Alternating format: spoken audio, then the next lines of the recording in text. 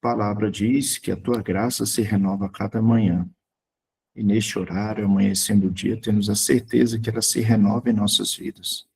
Por isso, ó Deus, queremos colocar para que a sua graça também seja estendida sobre os nossos familiares. Muitos deles ainda estão dormindo, mas que o Senhor cuide deles. Cuide dos nossos filhos, aqueles que estão em casa, aqueles que já estão fora de casa, que a tua graça, o teu Espírito Santo, continue a falar aos seus corações. Ó Deus, temos aqui vários pedidos que foram escritos, foram falados, alguns outros está escrito só no coração, mas o Senhor, como conhecedor, o Senhor sabe todos eles. Pedimos, ó Deus, que o Senhor possa vir atuar na vida de cada um, no propósito de cada um desses pedidos. Quero especialmente colocar esses de saúde e o de uma possessão que foi escrito aqui. Ó Deus, que o Senhor envie anjos poderosos e, se preciso, que o Senhor envie o próprio anjo Miguel a vir combater essa possessão do mal. Ó Deus, queremos colocar em tuas mãos os nossos pastores de todo o mundo, aqueles, ó Deus, ungidos que o Senhor escolheu para encabeçar a mensagem, cuidar do teu povo, das tuas ovelhas, que o Senhor esteja com eles, ó Pai. Queremos colocar em tuas mãos a liderança das nossas igrejas. Estamos passando por momentos difíceis, momentos políticos, momentos de guerra no Brasil, no mundo, dificuldade financeira. E tudo isso, ó Deus, de forma tão rápida e intensa, e nós só conseguimos ver, perceber e entender que é o Senhor que já está à porta. Que o Senhor possa vir, ó Pai, nos abrir o coração ao Espírito Santo, para que tenhamos um crescimento, uma comunhão, uma entrega verdadeira, diária, contigo.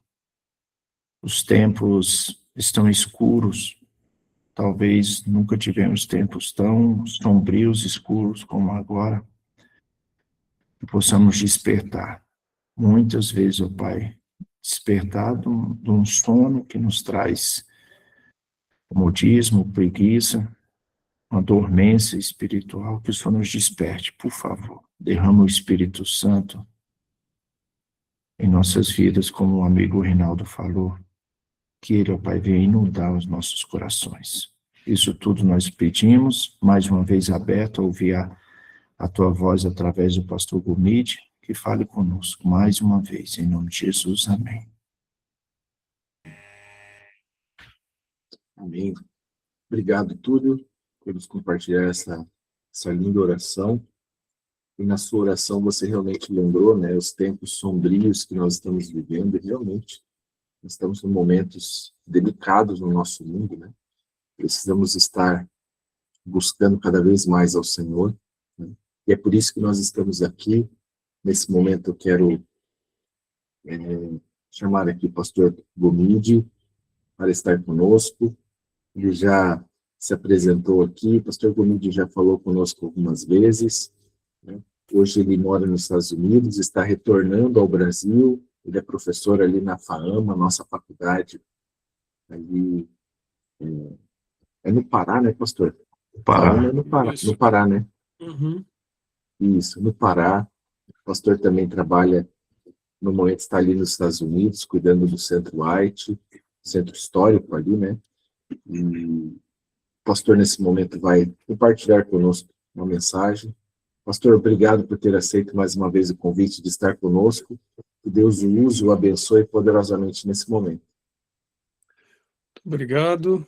Que Deus possa estar conosco, não é? Eu, particularmente, amigos, acredito que nós estamos vivendo nos últimos momentos da história. Eu lido com história, história do Adventismo, leciono também história da igreja cristã, né, que é uma das matérias que eu leciono no seminário. A gente realmente vê, quando compara o estabelecimento da Igreja Adventista do Sétimo Dia, a gente vê que tudo aquilo que os nossos pioneiros visionaram para essa igreja está basicamente acontecendo aí diante dos nossos olhos, né? Em todos os lugares, a impressão que eu tenho, ao olhar aos lados, eu vejo pessoas cada vez mais mergulhadas em não só sofrimentos, mas vícios. Está se tornando algo assim impressionante. Battle Creek, que foi o centro do Adventismo, onde basicamente a igreja foi organizada, onde a igreja recebeu o nome, não é? Onde Ellen White basicamente escreveu boa parte da série O Grande Conflito.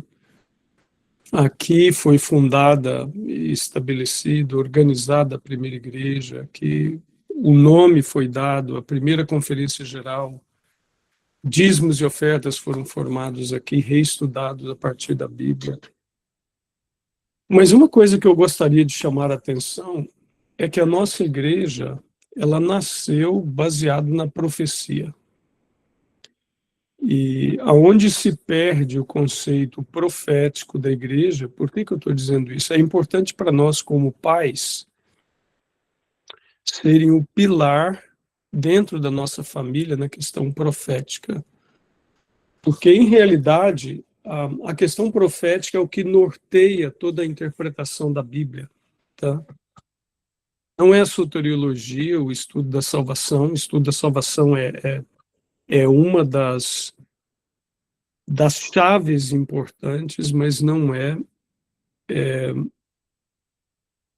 o carro forte com o qual a igreja começou a pregação do evangelho. Veja, vocês sabem que William Miller, muito embora ele não seja o fundador do Adventismo, ele não está considerado entre os fundadores, mas ele é basicamente o precursor da Igreja Adventista do Sétimo Dia, né? Nunca foi um adventista do Sétimo Dia. Ele fez parte do Adventismo Millerita, que era o que pregava a segunda vinda de Jesus Cristo, que era um movimento que estava espalhado na época e levantado por Deus em vários lugares, né? Para vocês terem uma ideia, William Miller pregava na parte noroeste americana, mas haviam, paralelamente, cerca de 67 outros pregadores do Adventismo ou da segunda vinda de Jesus Cristo. Daniel, no capítulo 8, e Miller chegou a essa conclusão ao estudar a Bíblia. Como é que Miller fez? Antes, falando de Daniel, quando teve a visão, ele teve a explicação por parte do Espírito Santo do capítulo 2 ali do sonho de Nabucodonosor, que foi o sonho da estátua, não é? Os impérios, os reinos divididos por... Vocês estão conseguindo me ver? Congelada aqui. Bom, se vocês estão me vendo mexendo a mão, então tá bom. Estou vendo a minha imagem parada, está diferente aqui. Então, Daniel explicou para o rei a visão do capítulo 2. Daí, no capítulo 7, a visão ela se expande mais. Ok? É o mesmo sonho, mas com simbologia diferente. No capítulo 7, a gente vê os animais, e os animais também representam reinos, né? Só que são animais diferentes, não são animais simplesmente... tem, por exemplo, tigres, mas um tigre completamente disforme, com alguns símbolos diferentes. E, por fim, claro, o último animal, que é o animal terrível e espantoso, que representa a parte final, ok? Do sonho ou da história próxima à volta de Jesus Cristo. O que eu gostaria de chamar a atenção para vocês é que no versículo 14 diz que havia um período grande da profecia que abarcava um período antes de Cristo e depois a maior parte do período profético das 2.300 tardes e manhãs estava abarcada aí após a ascensão do Messias, após a morte e ascensão do Messias, o Senhor Jesus Cristo. Ok? A profecia ela é extremamente precisa nas suas questões históricas. E isso é o que levou Miller a concluir que Jesus voltaria por volta de 1800 e entre 35 a 44, aí ele estava basicamente preciso em termos de tempo e todo o seu cálculo profético para o findar das 2.300 tardes e manhãs, do versículo 14 do capítulo 8.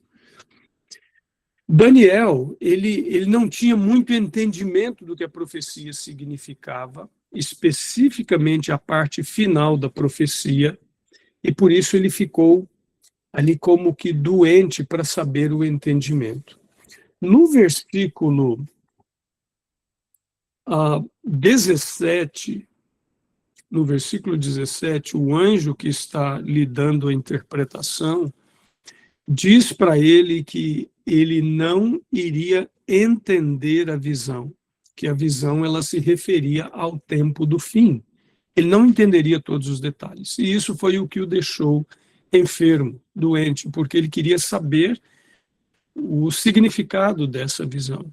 Então o anjo dá alguns detalhes para ele e diz assim, olha, cerra a visão, porque isto é para o tempo do fim.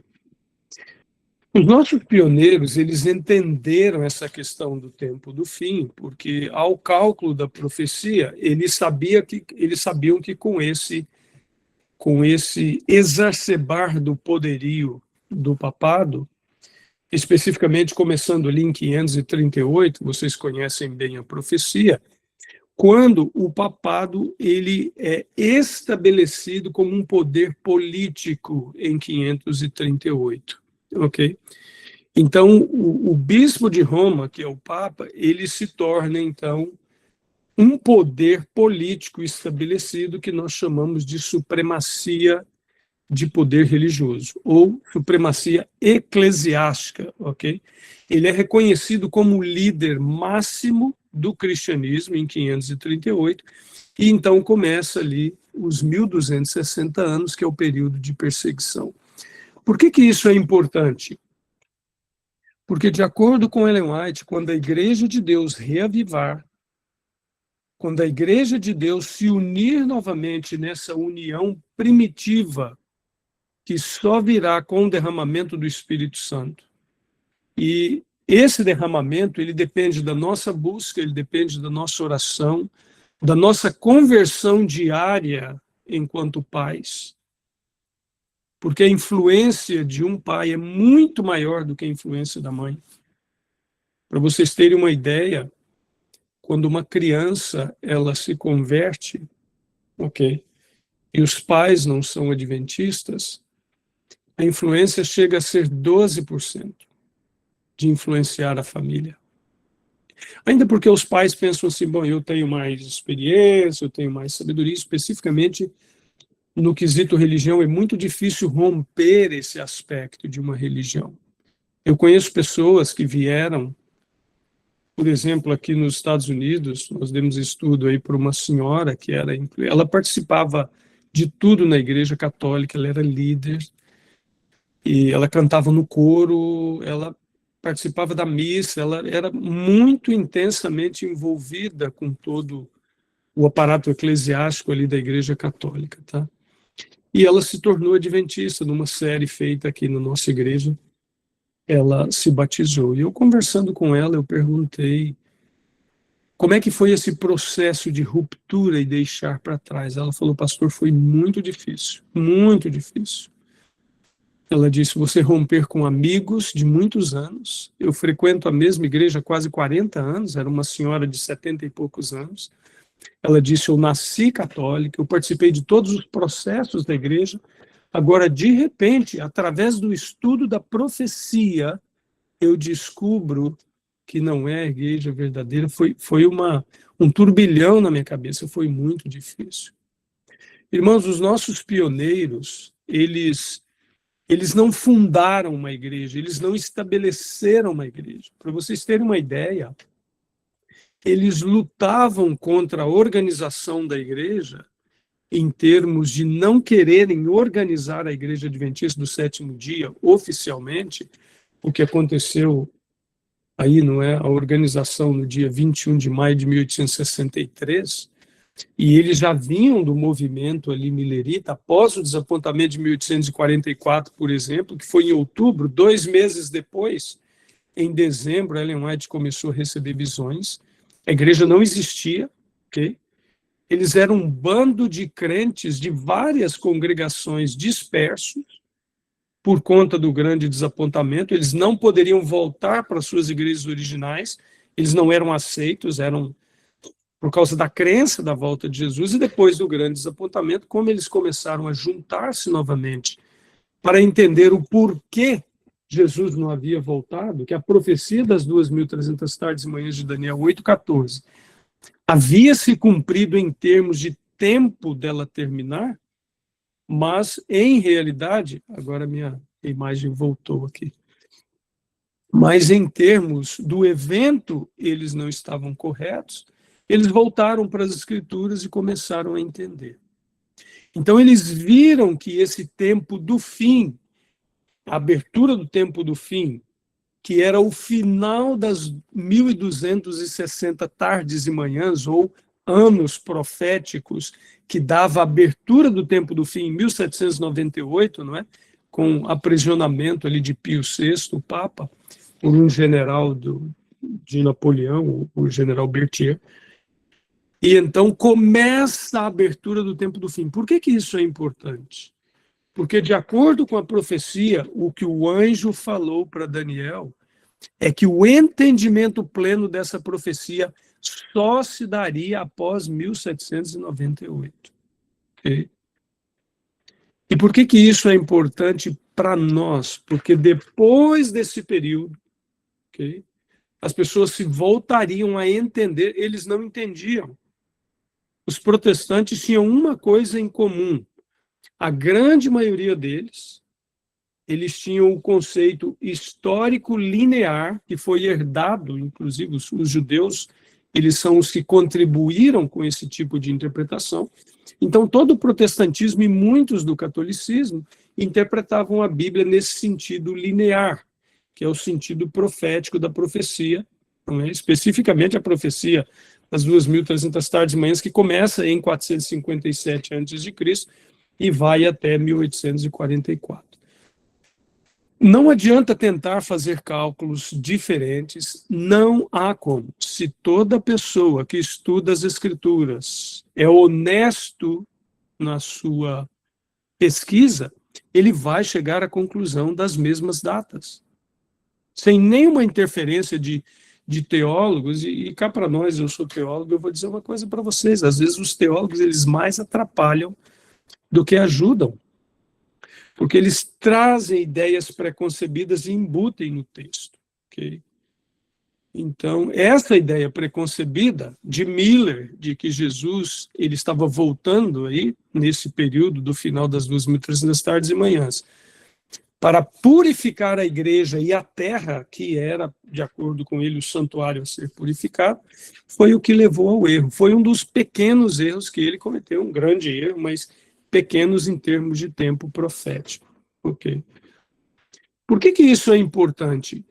Nenhum adventista, nenhum pai, nenhum líder, nenhum membro da Igreja Adventista do Sétimo Dia, quer seja ele professor de teologia, pastor, membro, líder, ancião, não interessa se ele não tiver a consciência plena e a certeza plena, arraigada nas Escrituras Sagradas, de que a Igreja Adventista do Sétimo Dia é o movimento profético levantado por Deus para o tempo do fim. Ele vai abandonar a igreja. Ele vai abandonar a igreja. E a única forma de nós termos essa plena certeza é retornando ao estudo profético das Escrituras, que foi assim que a nossa igreja nasceu. A nossa igreja é um movimento profético escatológico. Eles trabalhavam com a escatologia. O que significa escatologia? são os eventos do tempo do fim, são eles que norteiam esse tempo do fim. Irmãos, a gente está vendo aí essa invasão do Iraque em tempo real, ok? Em tempo real. Antes, a gente ia estudar profecia. Quando eu comecei a estudar teologia, por exemplo, eu fui para o seminário, eu sou ali do início de 90, minha turma começou em 91, nos graduamos em 94. Isso daqui não existia.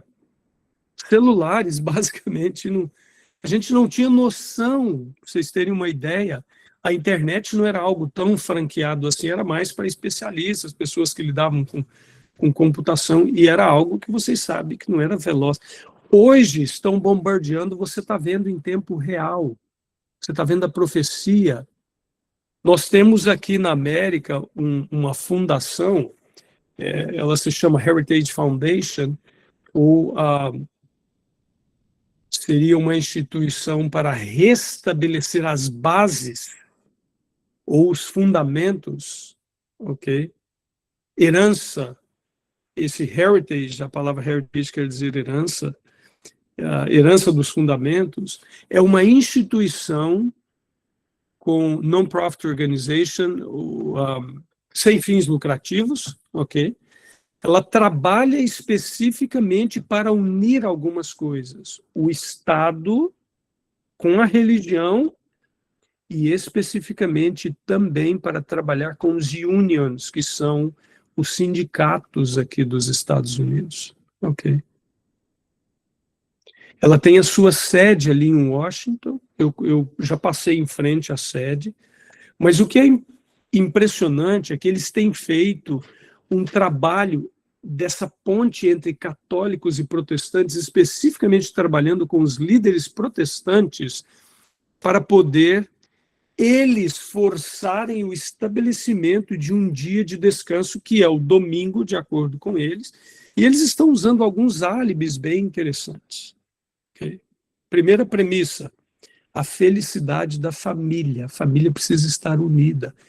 E, para isso, precisa de um dia de descanso, que é o domingo, que é um dia comum para todos eles se unirem.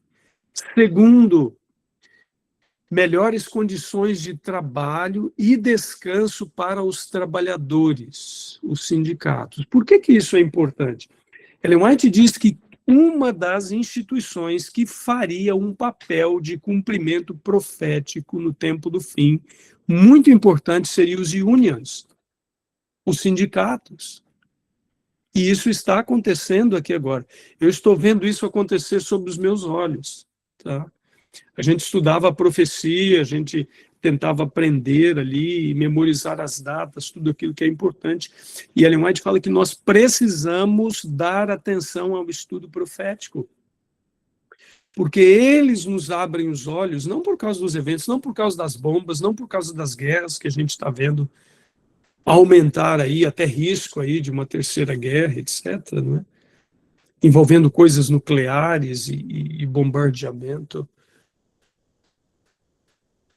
Uma das coisas importantes, ontem eu estava vendo um documentário sobre como os Estados Unidos estão fazendo a investida no Irã. O Irã hoje é um dos países mais poderosos em termos de defesa aérea de armamento. Irmãos, levou horas para os Estados Unidos desarmar tudo isso. Eu vivo aqui há muito tempo. Eu pastoreei em Massachusetts, depois fui transferido para Connecticut, um estado que fica aí entre Massachusetts e Nova York. E eu morava a 2 milhas de uma base que fabricava os Sikorsks, os helicópteros de guerra, e também onde tinha bases subterrâneas americanas com mísseis de defesa, não é, apontados para algumas coisas para defender Washington e tudo. Existem muitas bases subterrâneas americanas com mísseis poderosos, não são mísseis assim pequenos, ok? Então, a gente vivia ali onde eu pastoreava 4 igrejas, uma delas num raio de 100 milhas, 160 quilômetros, e tinha algumas bases subterrâneas ali de defesa. Então a gente via muito voos de helicópteros e aviões de guerra. Acostumado com o Brasil e comparado, eu basicamente cresci dentro da base aérea militar de Anápolis. Meu pai era dentista da base e eu cresci enquanto criança ali dentro da base militar de Anápolis, né? E quando criança você tem aquele sonho, não, eu vou ser piloto, porque você vê os aviões, ali na época eram os Mirages, ou Mirage, como alguns falavam, né, que eram aviões franceses que o Brasil tinha na época. Então eu cresci, eu tive a oportunidade de entrar dentro de alguns aviões de guerra desse, devido ao acesso do meu pai à base militar, né? Comparando o que o Brasil tem e que outros países têm com a potência militar americana, os Estados Unidos são o país mais bem armado do mundo. E a gente vê tudo se encaixando. Agora, por que isso é importante? Quando a nossa igreja foi formada, e a nossa igreja foi formada em cima, basicamente, desse cálculo profético das 2.300 tardes e manhãs. Por que isso é importante entender?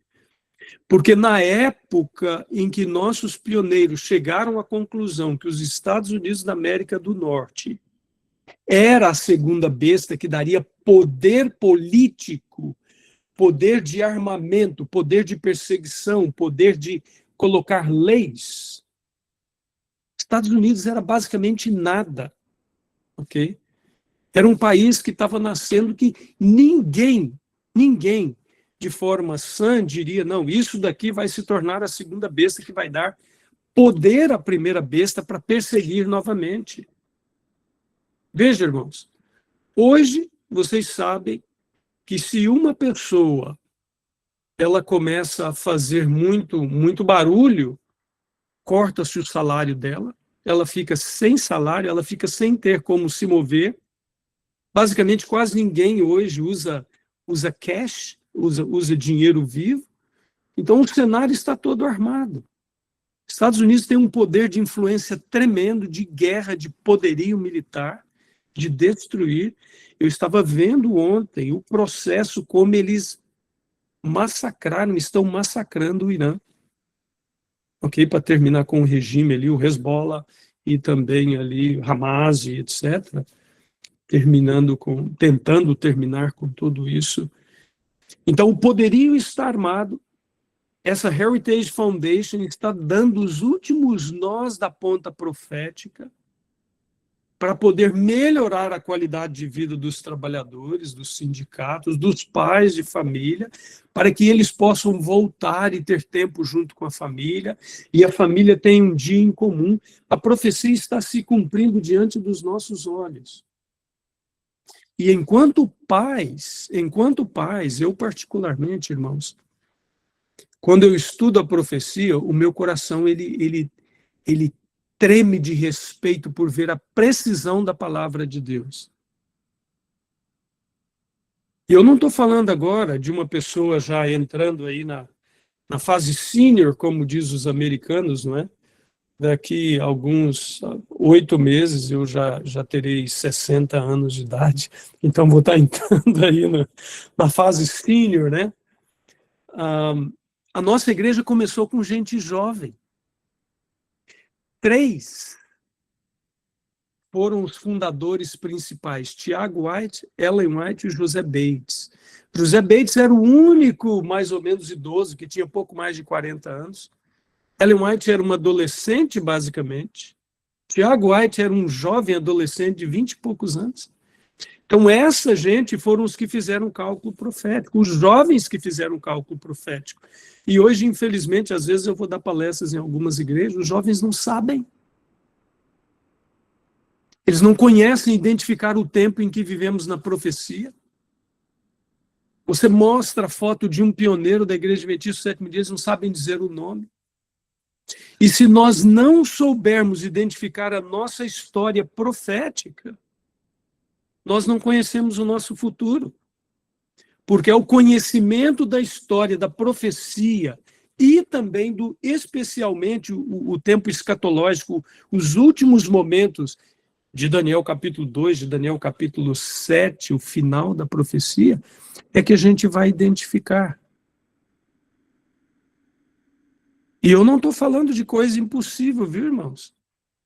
Alguns anos atrás, num dos seminários do Brasil, 2 estudantes de teologia do 3º ano, olha para isso, adventistas do 7º dia, dentro do seminário. Um deles era adventista de berço, de 3ª geração. Eles começaram a debater na internet com um filósofo católico, um professor de teologia, e eles foram engolidos. Abandonaram o seminário adventista e se tornaram católicos, os 2. E foi assim, faziam por baixo do pano, iam debatendo, tentando debater. Eles não tinham estrutura profética. Ah, todo pastor que sai do seminário, ele entende de profecia? Não, muitos não sabem. Você pede para explicar as datas, por quê? Porque negligenciam o fundamento profético dessa igreja. Irmãos, com essa questão da guerra e com outras coisas que vêm acontecendo aqui e em outros lugares, no nosso país, em todos os lugares, o aspecto econômico, como as coisas estão se alinhavando rapidamente, nós não temos como entender que não vivemos nos últimos momentos ali dos dedos da estátua, ok? De Daniel capítulo 2. O tempo do fim está chegando. Eu, enquanto pai, eu sou o responsável por pôr a minha casa em ordem. Como é que eu ponho a minha casa em ordem? Não é somente sendo um bom esposo, tratando a minha esposa bem, dando um exemplo religioso de busca de conhecimento da palavra de Deus. É buscando a profecia. Vocês viram o comentário da lição de ontem, de sexta-feira, falando sobre essas uniões, o espiritismo, como é que vai se dando ali, não é? Uns firmando naquilo que é a palavra de Deus. Outros, simplesmente por não estarem sólidos na palavra, eles vão ser esmagados pelo espiritismo, eles vão ser levados por tudo isso. E nós sabemos que esse movimento está tremendo. Quando nasceu ali na casa das irmãs Fox, as batidas na casa, que Ellen White diz que era o nascimento do espiritismo moderno e queria circundar o globo e atingir todas as religiões, a gente está vendo isso, está todo mundo mergulhado nisso. O catolicismo, o protestantismo, o espiritismo, em todos os lugares. O budismo, eles creem na imortalidade da alma. O islamismo.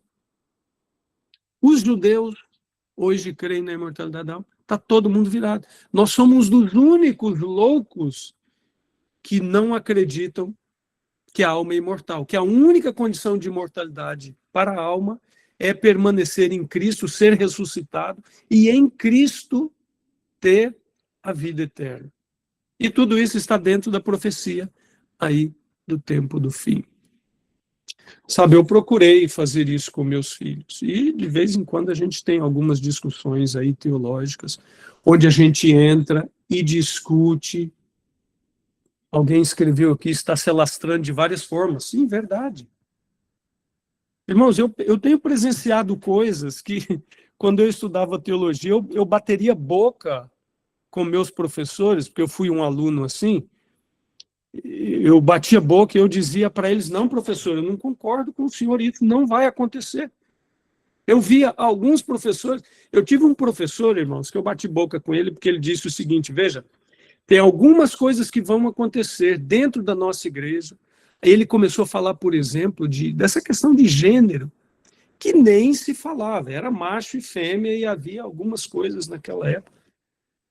Ele falou, vai haver pressão no tempo do fim, inclusive para se aceitar a homossexualidade dentro da igreja adventista do 7º dia. Eu falei para ele, professor, isso nunca vai acontecer. Amigos, eu tenho um colega de turma que abandonou a esposa, abandonou a família, depois de ser pastor por vários anos, se formou comigo, aí veio para a América, se casou com um homem, largou desse, já está com um 4º marido.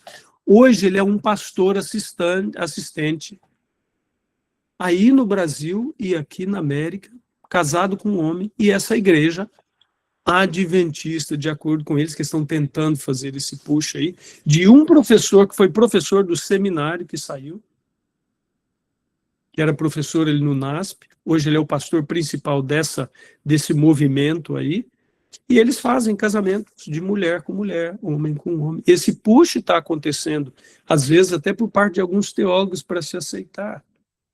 Como é que eu vou ceder isso? Eu tenho um outro colega, para vocês terem uma ideia, ele veio aqui para a formatura da filha dele na Hendrix, e ele me chamou e falou, Gomide, amigo, eu acabei de ter uma conversa de 2 horas com a minha filha, porque a filha dele, ela tocava piano numa igreja protestante para ganhar um dinheiro aos domingos e tal, e ele foi lá porque era o último domingo que ela ia tocar.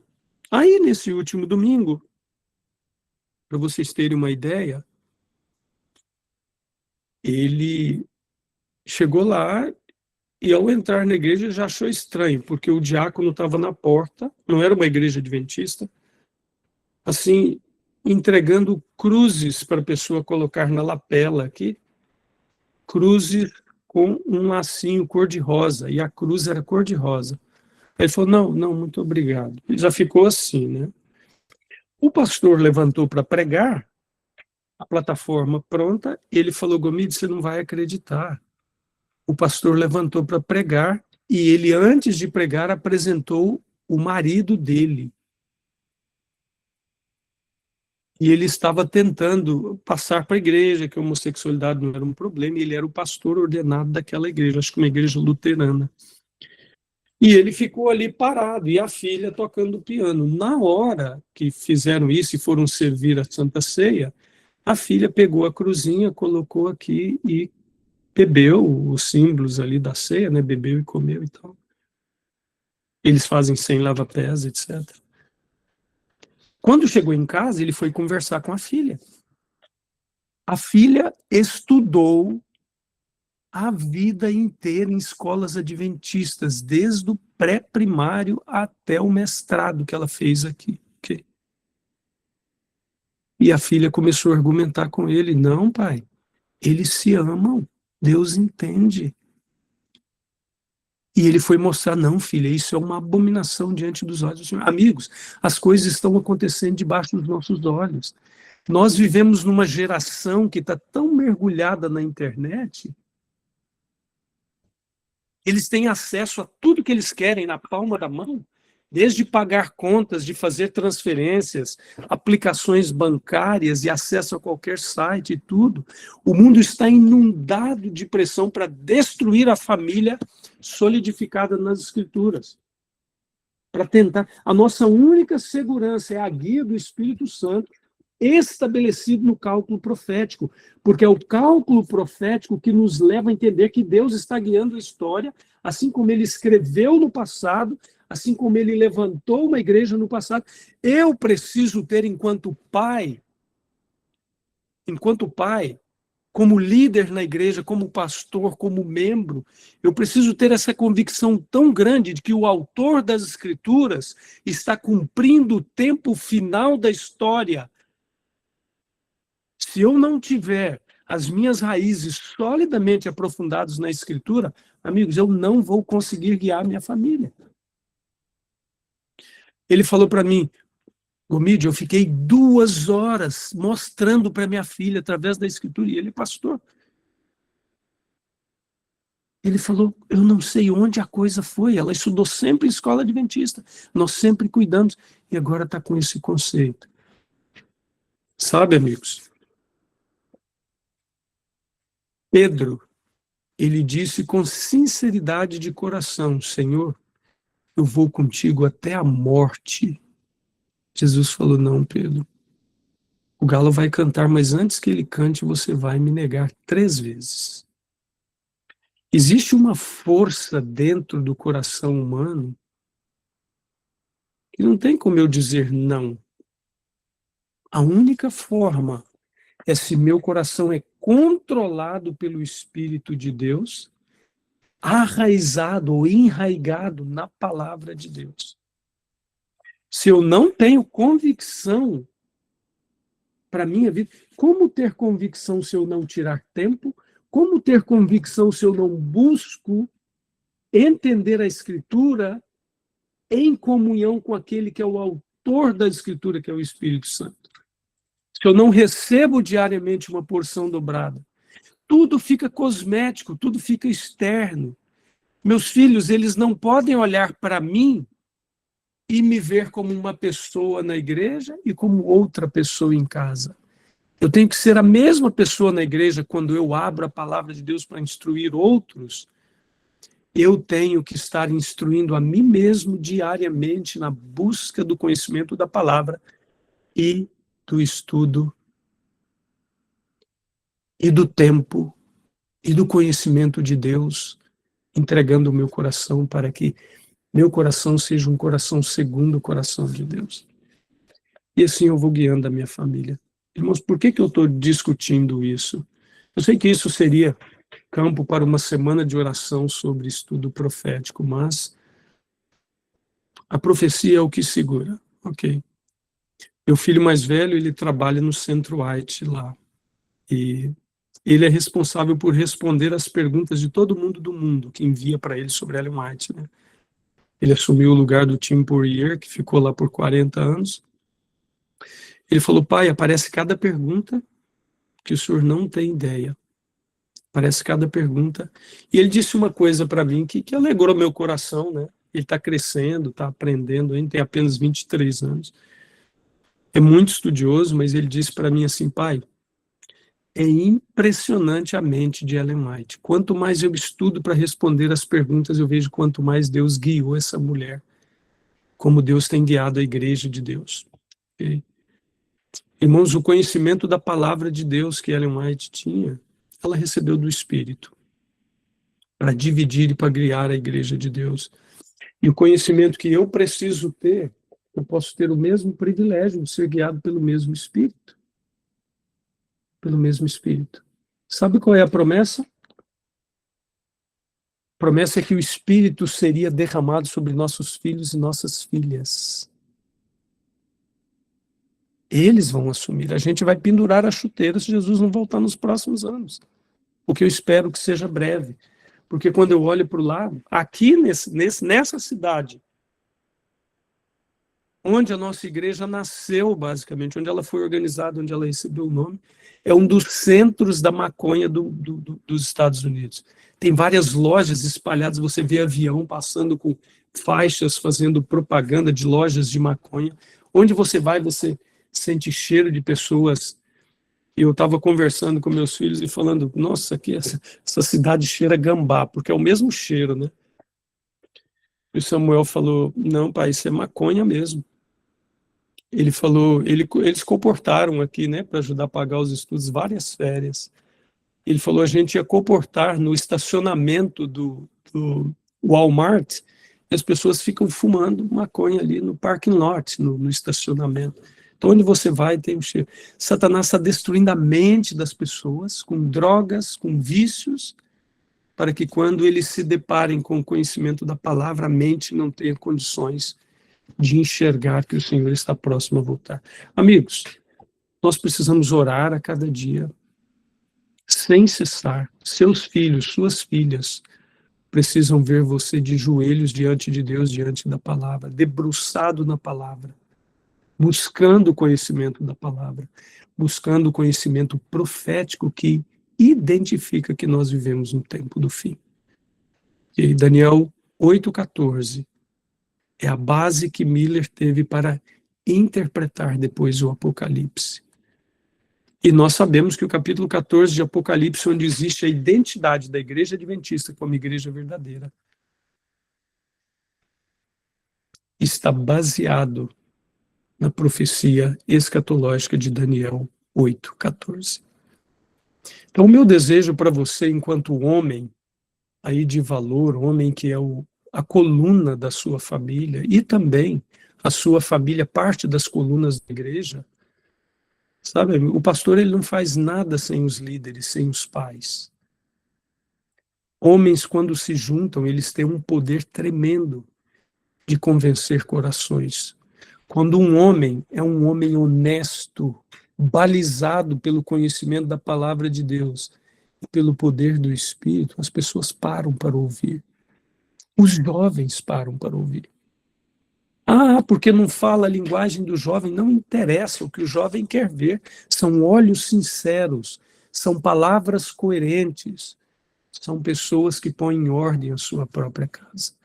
E a única forma de nós colocarmos em ordem a nossa casa é o nosso coração estar preso, acorrentado a este livro maravilhoso, a esse livro precioso que Deus deixou de presente para nós. Ok?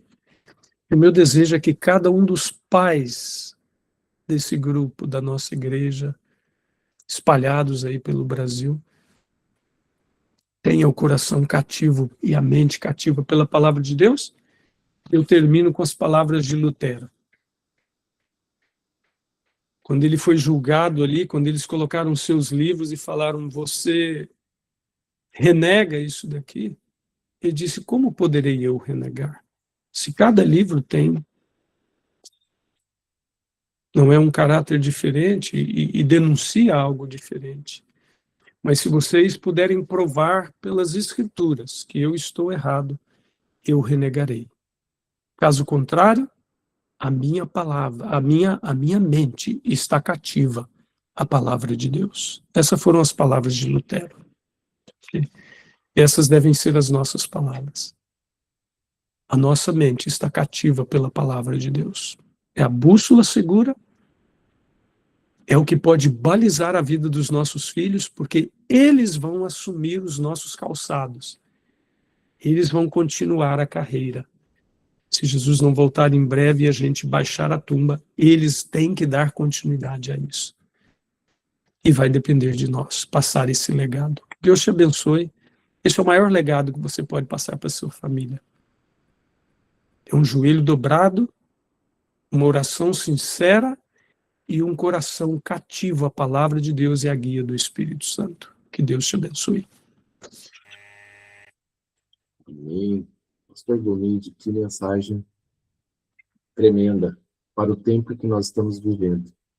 Deus seja louvado. O pastor estava pregando e eu abri aqui Mateus 24, verso 43, fala assim, mas considerai isto, se o pai de família soubesse que a vigília da noite havia de vir o ladrão, vigiaria e não deixaria minar a sua casa. E é isso aí. Nós precisamos estar vigiando, né, pastor? Porque o tempo do retorno de Jesus está muito perto, está muito próximo. Portas. Está às portas e nós precisamos vigiar a nossa casa, antes de tudo, né, pastor? A nossa casa. Meu amigo Levon, pode falar. Bom dia, pastor Gomide. Bom dia, meu querido amigo. Olá, pastor. Satisfação revê-lo. Como é bom vê-lo. O senhor estava falando aí, a minha cabeça estava mirando. Eu já falei outra vez, o pastor Gomide foi o nosso mentor espiritual. Algumas decisões tivemos que tomar. Essa verdade presente que nós estamos vivendo. E o que mais me chama a atenção, pastor, a gente acompanhou uma parte da sua vida que não foi fácil, foi difícil. E saber onde o senhor está agora, a gente remete lá a Samuel, né? Honrarei os que me honram, né? Deus tem honrado muito o senhor. E os frutos...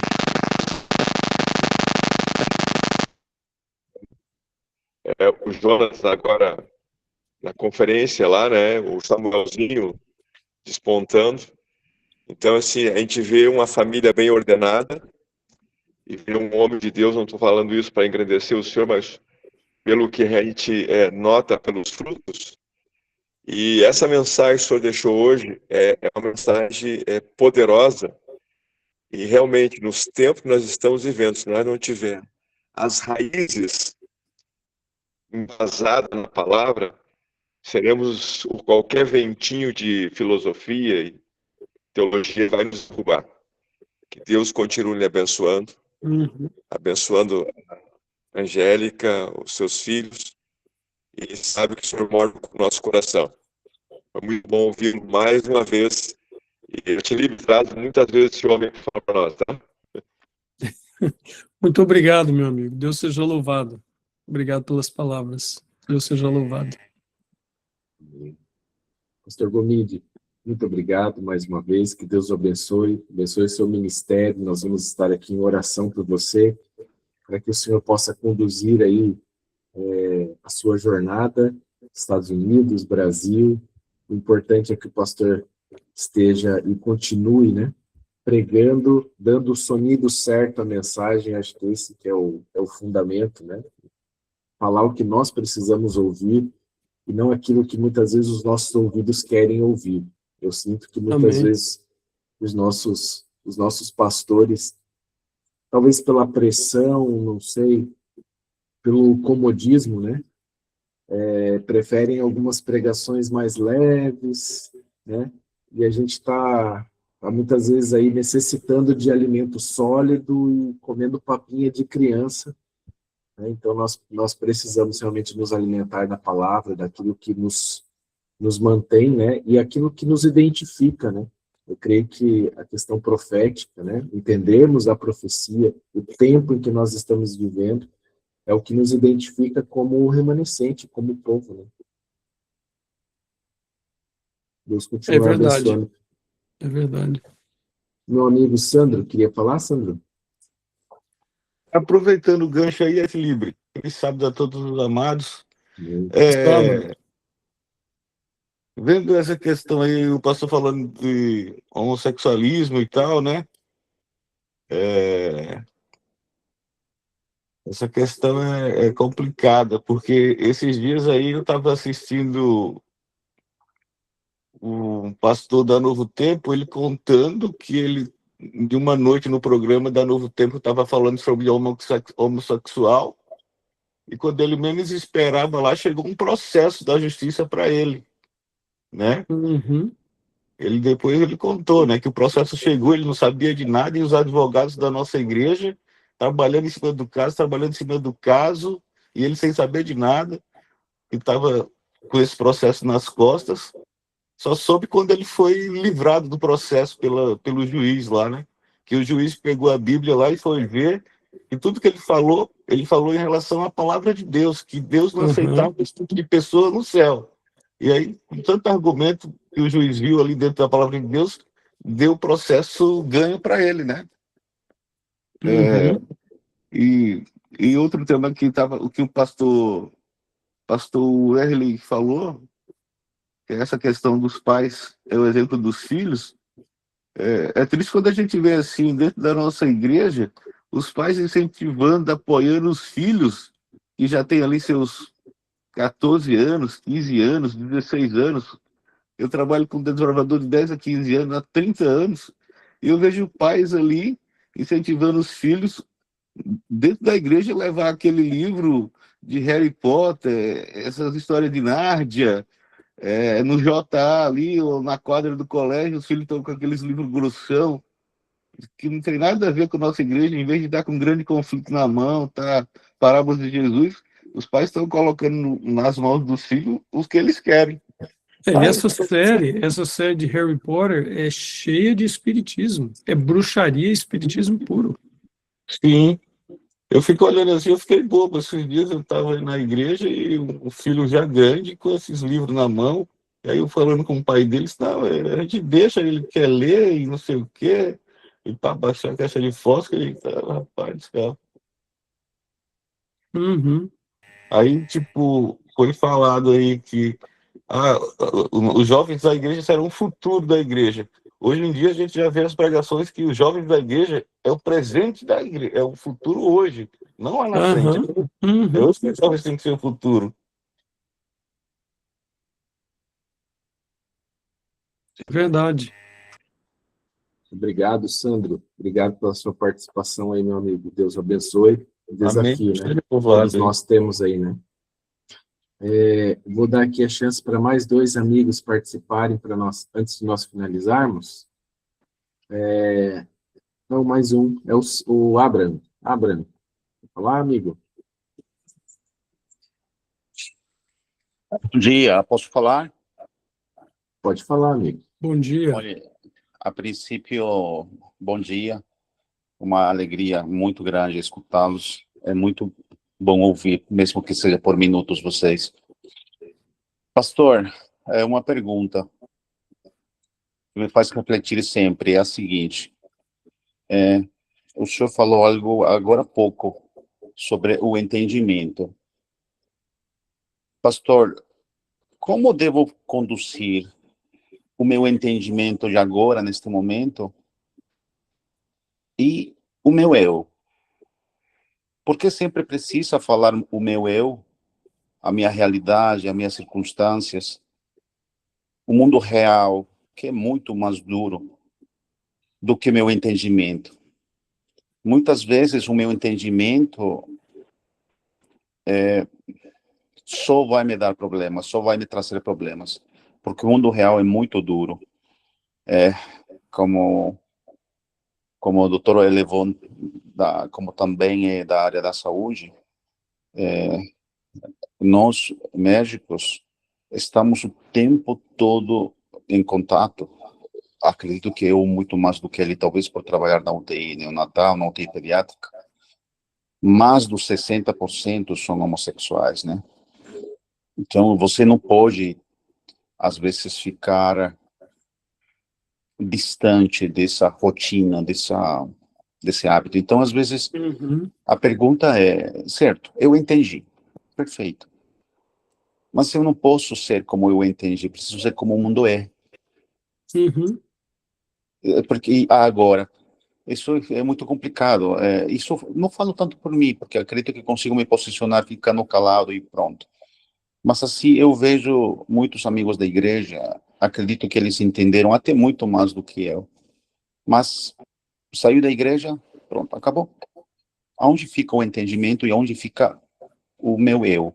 Como que o senhor me ajuda Uma das a coisas, entender isso?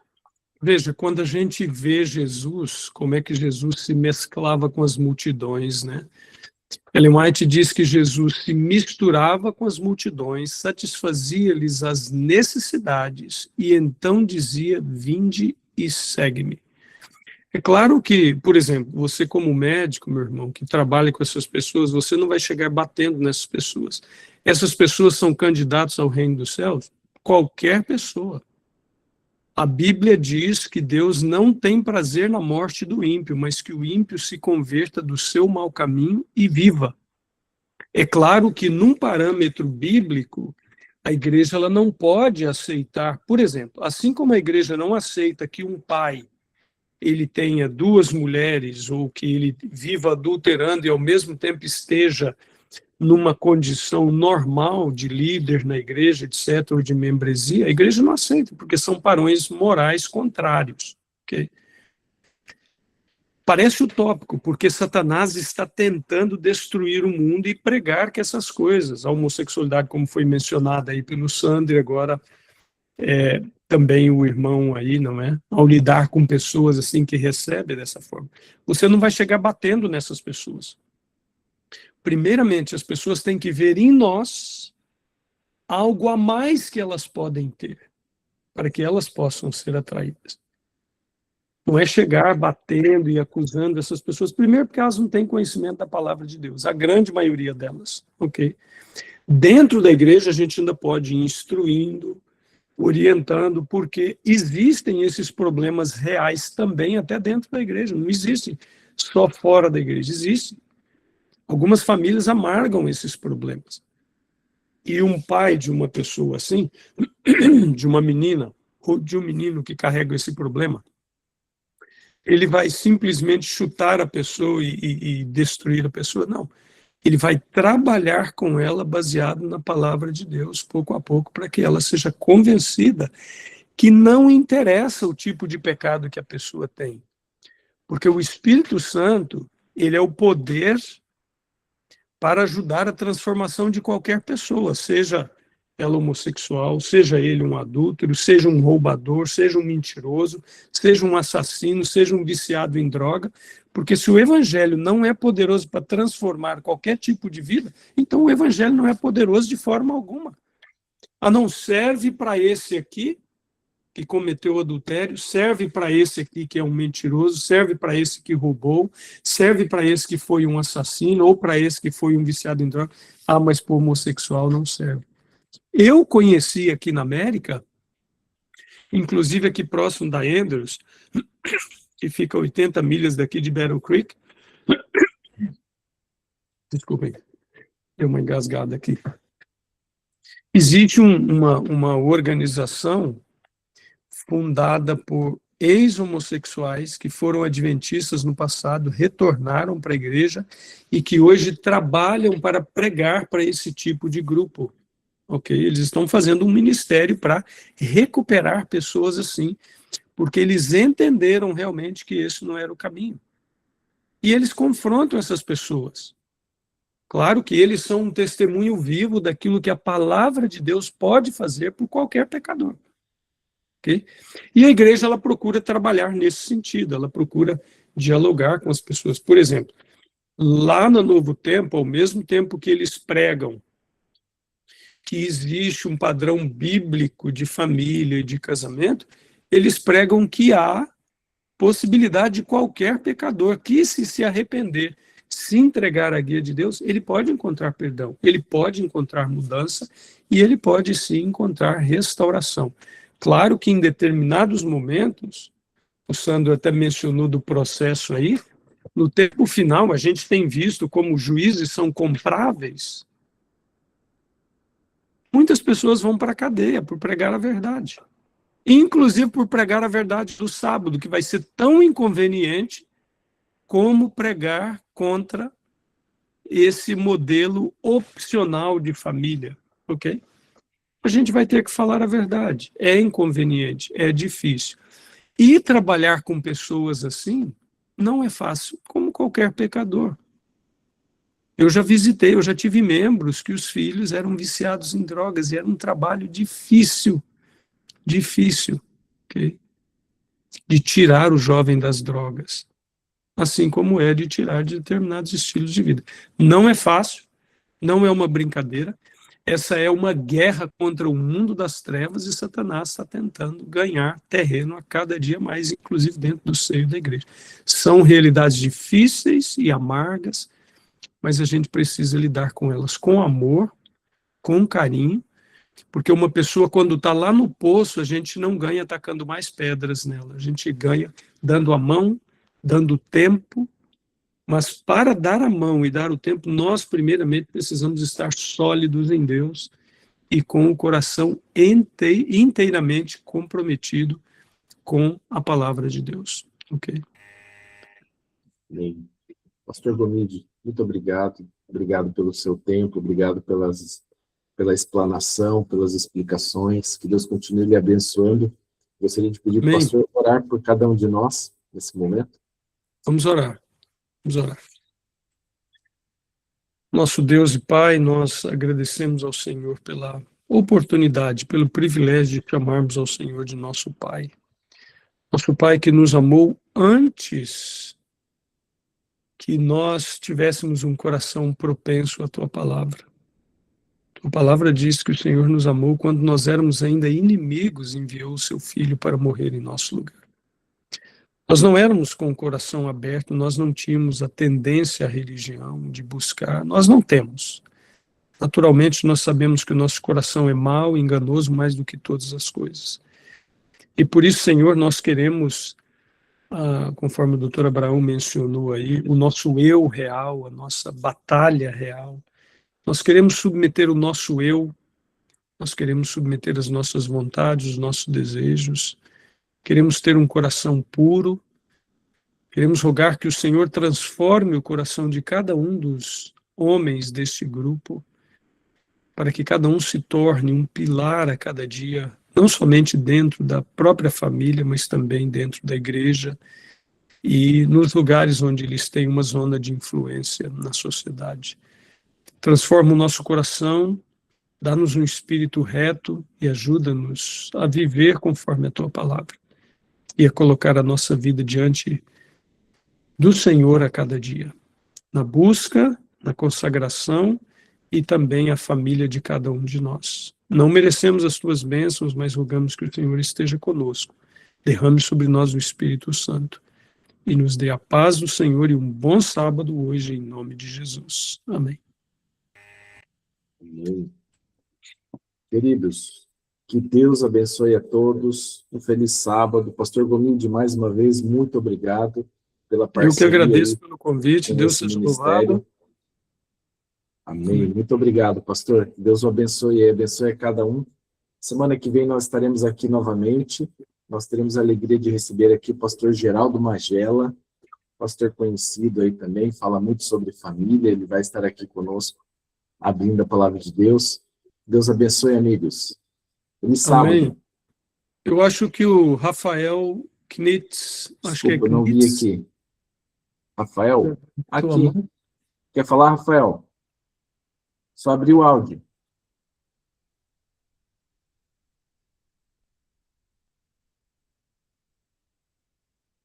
Só abrir o seu áudio aí, se quiser falar. O seu microfonezinho está desabilitado. Isso.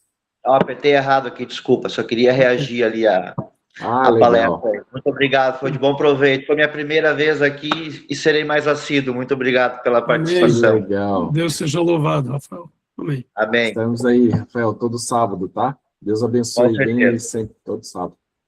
Amém. Feliz sábado, meus amigos. Um abraço, amigos. Deus abençoe a Abraço cada um. todos. Feliz sábado.